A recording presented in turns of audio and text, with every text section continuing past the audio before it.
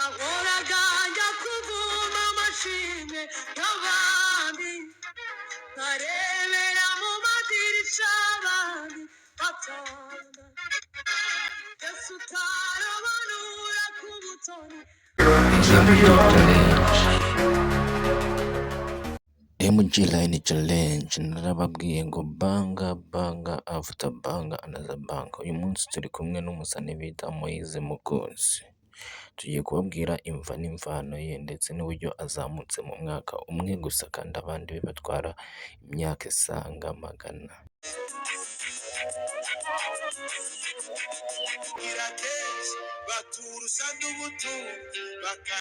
Uyu Moise Mukunzi ni umusore w'imyaka isaga 20. Uyu mutipe Moise yatangiranye n'uwo bita Eric Denza, mukunze kumubona nawe ku ma YouTube ndetse no ku ma TikTok. Uyu musore tureba hano kuri kamera uri mu mazi, uyu musore yazamutse muri uyu mwaka wa 2024. Ni ukuvuga ngo uyu musore mbere 2023 yakoranaga n'uyu Eric Denza, nuko uyu musore aza kwigira inama yo gufungura TikTok ye, ariko ubu ngubu uyu musore ameze kugira followers benshi cyane ku rubuga rwa TikTok mu mwaka umwe. Uyu musore ni ukuvuga ngo ku rubuga rwa TikTok ameze kugira abasaga 275,200 by'abafollowers ku rubuga rwa TikTok. Kuri rubuga rwa YouTube ameze kugira abasaga subscribe 6,magana agiye kuzuza 7,000. Uyu musore Moise Mukunzi, andi makuru ni uko aturuka mu karere ka Rwamagana iburasirazuba. Uyu ni umusore umwe wahaye abantu benshi cyane ibitekerezo cyangwa se kubagira inama ko gukora ari ugukora. Icyo wiyemeje ikintu uba ugomba kugikora uko yameze kose kandi ukagera kure.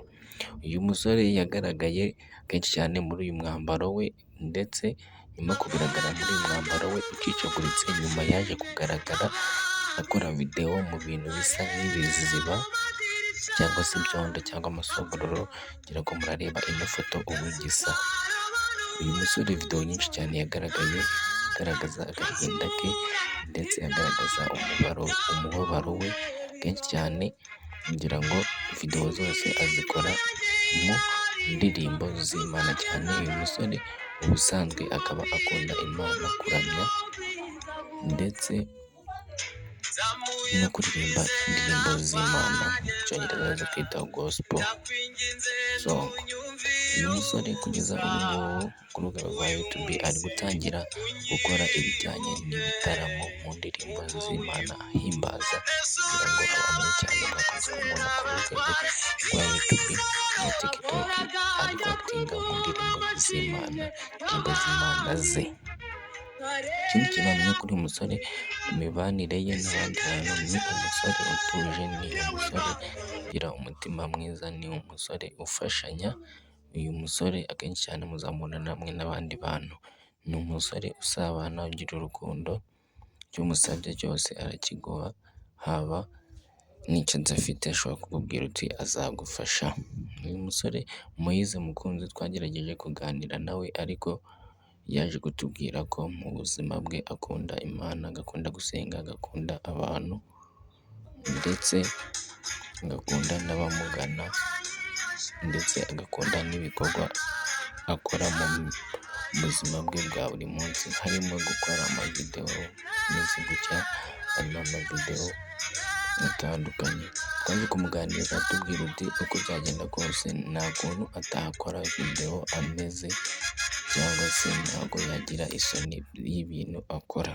Baje kumubaza ikibazo cy'ikwerekeye nko gukora gutya, yaje gusubiza agira uti ku mbuga za TikTok cyangwa se hano mu Banyarwanda, ni uri kugira ngo abantu bamufollowinge nuko babona ko ubabaye.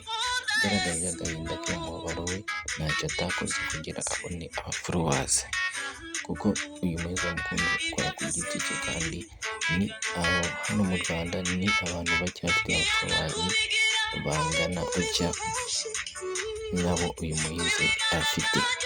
Ndagira ngo mubwire iyi ni MG Line Challenge, narababwiye ngo uko umunsi wira undi ugacya, banga after banga another banga.